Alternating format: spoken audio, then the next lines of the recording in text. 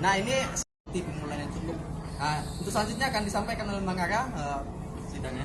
Ya baik, terima kasih kawan-kawan yang semuanya. Hari ini kami dari tim advokasi Solidaritas Nasional untuk Rempang, saya sendiri Bang Aris Jabat dari LBH Marsaron, Bang Andi dari LBH Pekanbaru, dan Sopandi dari PBH Pradi. Pada saat ini kami tadi telah melaksanakan sidang pertama pra peradilan, yang dimana alhamdulillah puji Tuhan termohon hadir juga tadi dalam sidang pertama yang dihadiri oleh termohon, yaitu Polresta Barelang dan kami pemohon dari tim kuasa hukum, dan tadi dilaksanakan di 3 ruangan sidang yang berbeda yang dibagi-bagi penanganan perkaranya.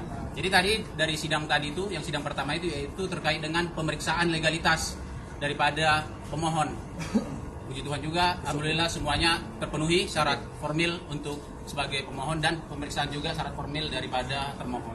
Dan tadi setelah itu dilaksanakan sidang, yaitu pembacaan permohonan pra peradilan. Jadi sidang pra peradilan tadi selanjutnya akan dilanjutkan besok dengan agenda jawaban, replik, jawaban dari termohon yaitu Polresta Barelang, dan replik dan duplik dari kami selaku permohon dan termohon. Jadi di sini juga kami memohon dukungan juga dan doa dari masyarakat semuanya bahwa perjuangan-perjuangan ini adalah perjuangan secara hukum dan diatur di dalam undang-undang. Kita bukan perjuangan jalanan, tapi perjuangan secara hukum yang memang cara mainnya sudah diatur di dalam undang-undang. Biarkan nanti Pengadilan Negeri Batam ini adalah tempat para pencari keadilan, dan kami merasa hakim yang memeriksa perkara ini masih memiliki rasa keadilan untuk nantinya memutus perkara ini sesuai dengan keadilan. Yang dimana fokus utama dari permohonan kami tadi itu untuk menguji penetapan tersangka apakah sah memenuhi bukti permulaan yang cukup, dan kehadiran kami di sini merupakan sebagai bagian daripada perjuangan-perjuangan hukum dan keadilan. Kita bukan bermain di jalanan, tapi kita bermain di tempat yang memang sudah disiapkan oleh negara untuk menguji proses-proses hukum apakah telah memenuhi rasa keadilan. Mungkin itu yang bisa ditambahkan dari PBH Pradi. Ya, sedikit kami tambahkan ya. Memang sangat disayangkan hari ini. Sebenarnya harus ini kan proses pra peradilan ini adalah pengadilan yang cepat, prosesnya hanya diberikan waktu 7 hari ya.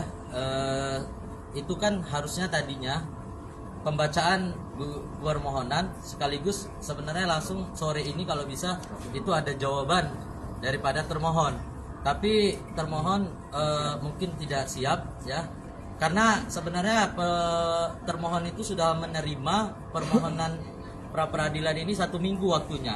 Sebenarnya harusnya mereka sudah siap dengan jawaban hari ini, karena besok harusnya sudah masuk ke replik dan duplik, sehingga hari kami sudah bisa pembuktian saksi ahli maupun saksi yang menyatakan langsung dari keluarga seperti itu kan. Jadi hal-hal inilah yang menjadi lambat. Besok itu hanya jawaban, kemudian kita juga minta waktu 1 hari juga kalau seperti itu repliknya seperti itu, karena nggak mungkin sore kita buat repliknya kan. Jadi tadi di ruang sidang dengan Hakim Edi ya, kita menyampaikan bahwasanya cukup ini juga kecewa juga bahwasanya termohon ternyata kita pikir mereka hadir siap semuanya, ternyata malah tidak ada yang siap jawabannya sama sekali kan. Termasuk ini juga kita memperlambat proses ini, padahal kita ingin proses ini cepat karena ada haknya orang di dalam sana yang tertahan masih ya kan. Kita kan masih menduga bahwasanya ini ada pelanggaran hak asasi manusia,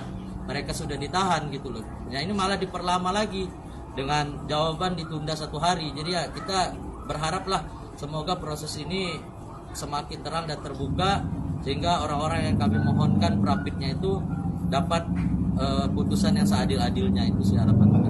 Bang, dari 25 perkara itu ada yang ditunda nggak? Oke, tambahannya gini, yang ditunda nggak ada, semua itu berkas hari ini sudah disampaikan permohonannya. Dan yang paling penting di dalam permohonan kita meminta pemohon itu secara prinsipal tersangka tersebut itu dihadirkan dalam persidangan. Tetapi hakim menganggap bahwa sudah diwakili oleh pengacara. Nah, padahal penting ya, saya bilang bahwa ini pemohon dihadirkan di sini urgensinya satu, masyarakat itu tidak paham apa itu pra peradilan. Yang kedua, ini edukasi hukum bagi masyarakat. Saya bilang gitu ya. Tetapi hakim berpandang lain bahwa ini secara formalitas sudah diwakilin oleh kuasa hukum itu sih. Bang, salah satu poin yang dalam penetapan tersangka yang tidak logis itu apa, Bang?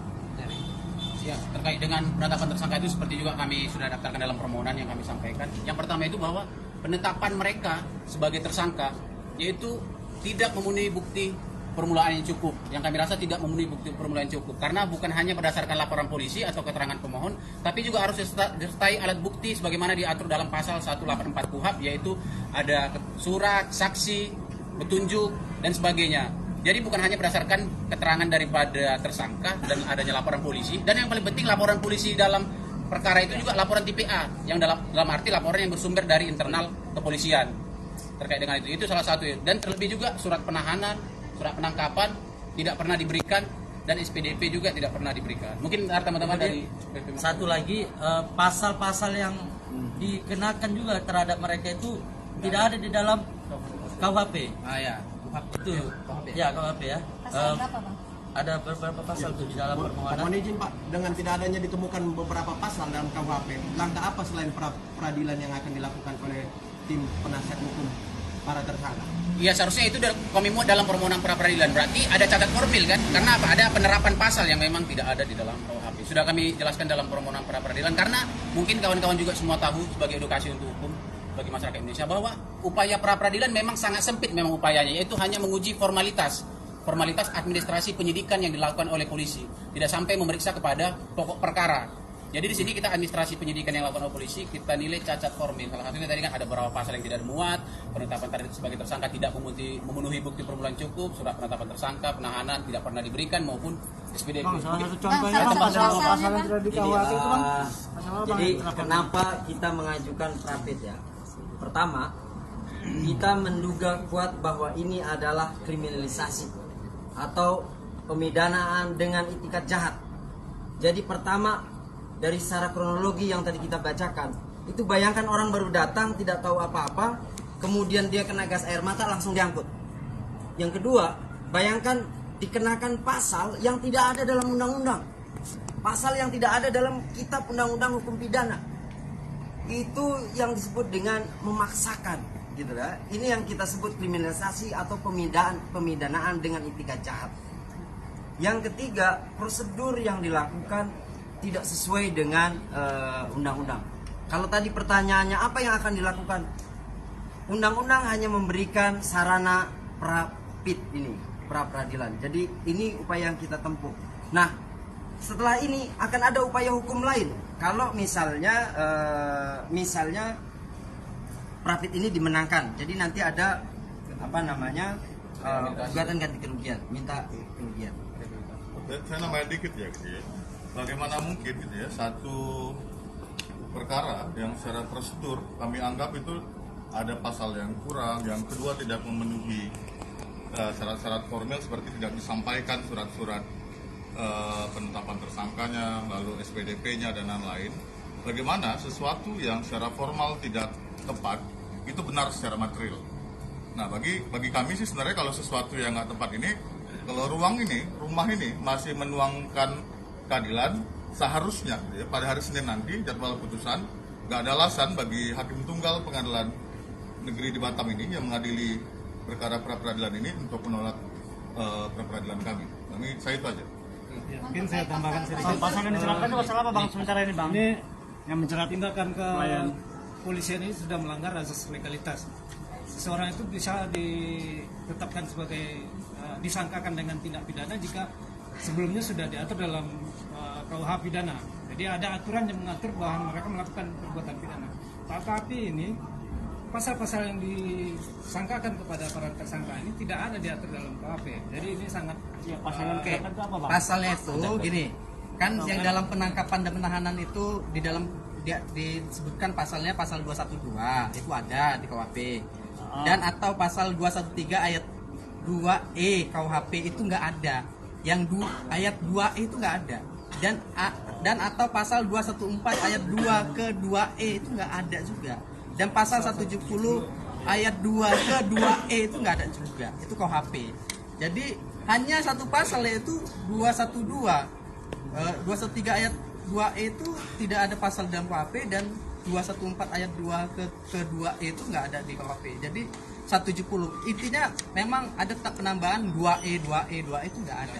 Nah, kenapa ini, apakah ini dikatakan itu sebagai salah ketik ya?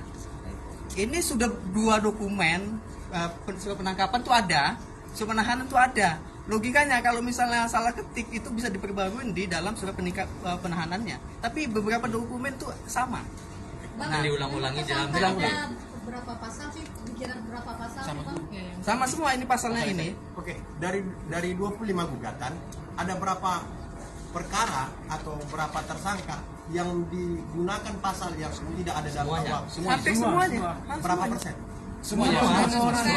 30 tersangka itu tidak mengandung pasal-pasal yang tidak dimuat dalam KUHP. Oke Pak, terakhir mungkin dari tim solidaritas kondisi terakhir di Rempang seperti apa Pak? Oke. Statement Pak Bahlil kan terakhir beliau tetap menekankan akan melanjutkan dan lain-lain. Boleh dari wali atau dari LBH? Yang orang tua aja ya. Udah ngalah. Pertama begini, Menteri Bahlil selalu bilang sudah 70% masyarakat setuju untuk direlokasi gitu ya. Tapi sampai hari ini kami berada